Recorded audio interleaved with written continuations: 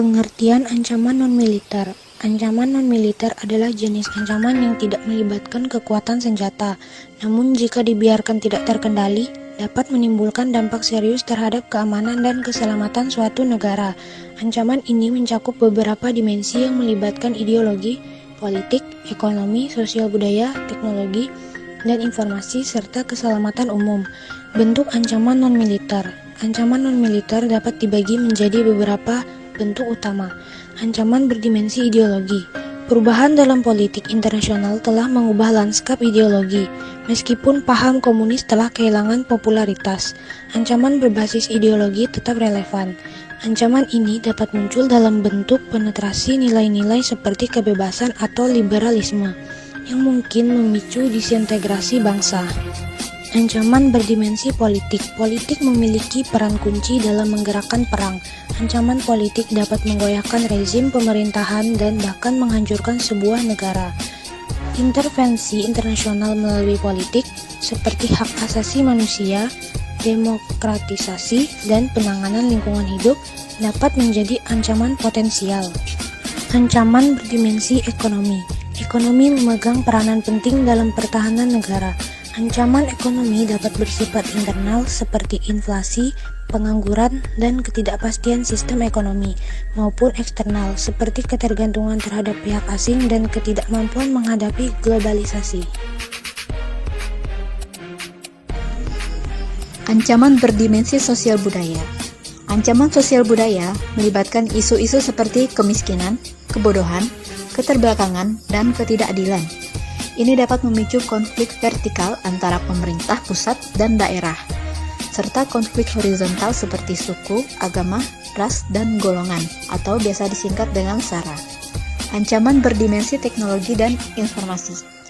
Kemajuan teknologi membawa manfaat besar, tetapi juga membuka pintu bagi ancaman seperti kejahatan cyber, kejahatan perbankan, dan penipuan. Keamanan teknologi dan informasi menjadi sangat penting untuk melindungi negara dari ancaman ini. Ancaman berdimensi keselamatan umum. Ancaman terhadap keselamatan umum dapat berasal dari bencana alam atau tindakan manusia. Gempa bumi, letusan gunung, dan tsunami adalah ancaman alam, sedangkan penggunaan obat-obatan, pembuangan limbah industri, kebakaran, dan kecelakaan transportasi adalah contoh ancaman manusia. Contoh ancaman non-militer. Dalam dimensi ideologis adalah penyebaran ideologis komunis yang dapat menentang integrasi dan persatuan nasional. Pada bidang politik dapat mencakup bentuk pemerintahan yang menentang demokrasi dan republikanisme, seperti pemerintahan yang dipimpin oleh diktator. Hal ini dapat mengakibatkan penindasan kebebasan berbicara. Ancaman non-militer dalam dimensi sosial budaya melibatkan infiltrasi budaya baru yang mempengaruhi integrasi nasional. Contohnya adalah hilangnya tradisi Indonesia yang otentik, digantikan oleh budaya baru yang bertentangan dengan ajaran agama dan nilai-nilai tradisional. Dalam bentuk krisis ekonomi yang dapat berdampak signifikan pada stabilitas dan keamanan nasional.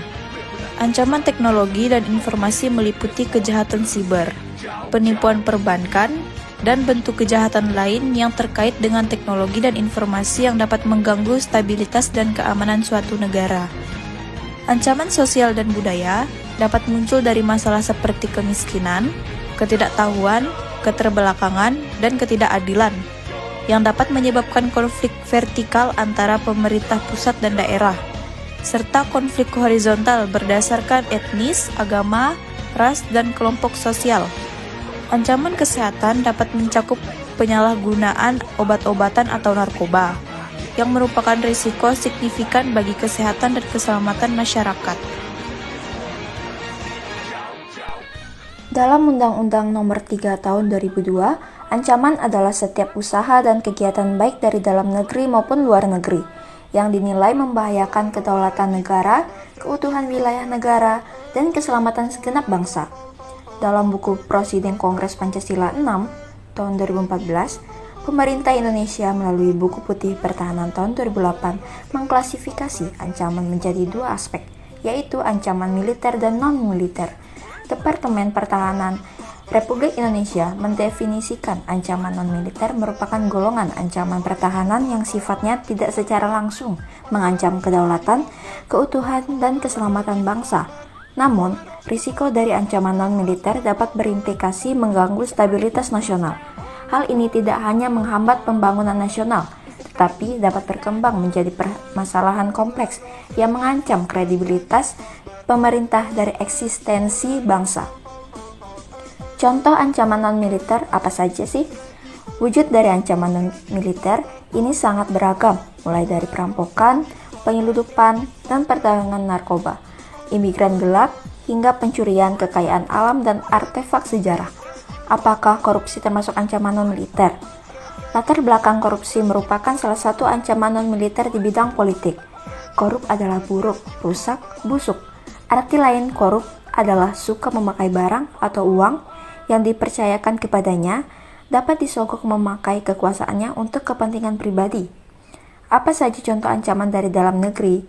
Ancaman dalam negeri dapat berupa nirmiliter, yakni berupa kemiskinan, korupsi, masalah sosial budaya, narkoba, dan penyebaran berita hoaks.